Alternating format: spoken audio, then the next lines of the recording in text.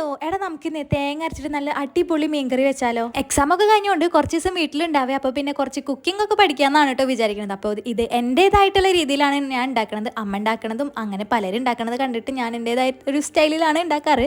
അപ്പോൾ അത് നിങ്ങൾക്കും കൂടി കാണിച്ചു തരാമെന്ന് വിചാരിച്ചേ. ഇഞ്ചി വെളുത്തുള്ളി പച്ചമുളക് കറിവേപ്പില ഇട്ടിട്ട് തേങ്ങ ഒന്ന് നന്നായിട്ട് മൂപ്പിച്ചെടുക്കുക. അതിനകത്തോട്ട് മഞ്ഞൾപ്പൊടി മുളക് പൊടി ഉപ്പ് മല്ലിപ്പൊടി ഇത്ര ഇട്ടിട്ട് നന്നായിട്ട് മൂപ്പിച്ചതിന് ശേഷം നന്നായിട്ട് അരച്ചെടുക്കുക കേട്ടോ. ആവശ്യത്തിന് വെള്ളം ഒഴിച്ച് നന്നായിട്ട് പേസ്റ്റായിട്ട് അരച്ചെടുക്കുക.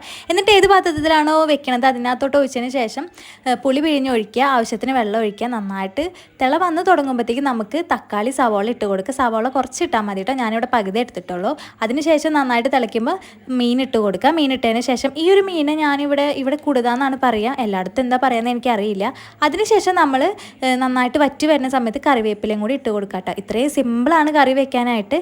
ഞാനിങ്ങനെയാണ് വെക്കാറ്. നിങ്ങളൊന്ന് ട്രൈ ചെയ്ത് നോക്കുക. അപ്പോൾ വീഡിയോ ഇഷ്ടപ്പെട്ടാൽ ലൈക്ക് ചെയ്യാനും ഷെയർ ചെയ്യാനും സബ്സ്ക്രൈബ് ചെയ്യാനും മറക്കണ്ട. അത്രയേ ഉള്ളൂ. ടാറ്റാ.